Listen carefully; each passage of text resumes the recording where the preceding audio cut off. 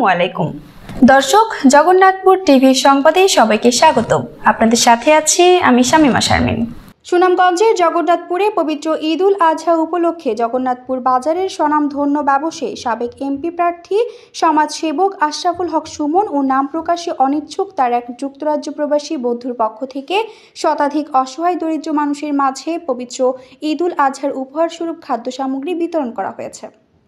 গতকাল 15 জুন শনিবার বিকেলে জগন্নাথপুর বাজারের মিলেনিয়াম মার্কেটস্থ তার নিজ ব্যবসা প্রতিষ্ঠান হক মোবাইল সেন্টারে এই খাদ্য সামগ্রী বিতরণ করা হয়। এ সময় জগন্নাথপুর উপজেলার রাজনৈতিক, সামাজিক, সাংস্কৃতিক অঙ্গনের নেতৃবৃন্দ সহ বিভিন্ন শ্রেণী পেশার মানুষ উপস্থিত ছিলেন। পরে জগন্নাথপুর উপজেলার বিভিন্ন অঞ্চল থেকে আগত শতাধিক অসহায় দরিদ্র মানুষের মাঝে খাদ্য সামগ্রী বিতরণ করেন সুনামগঞ্জ 3 আসনের সাবেক এমপি পদপ্রার্থী গরিব দুঃখী মেহনতি মানুষের বন্ধু জনদরদি মোহাম্মদ আশরাফুল হক সুমন। প্রসঙ্গত, বন্যাসহ বিভিন্ন প্রাকৃতিক দুর্যোগে ক্ষতিগ্রস্ত মানুষের পাশে দাঁড়িয়ে জনদরদি মোহাম্মদ আশরাফুল হক সুমন ব্যাপক সুনাম কুড়িয়েছেন।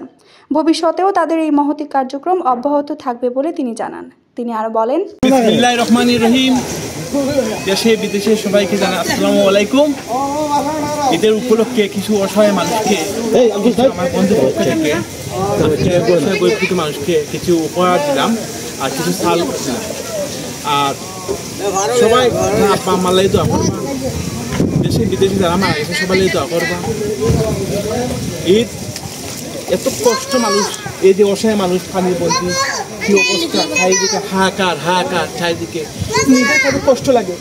আজকে মানুষ না খেয়ে বেঁচে আছে, চারিদিকে পানি আর পানি, চারিদিকে এদিকে যে পানি। অসহায় মানুষের পাশে আপনার সবাই দাঁড়াও, আমিও আছি, আমার সাথে সাথে দাঁড়াও সব।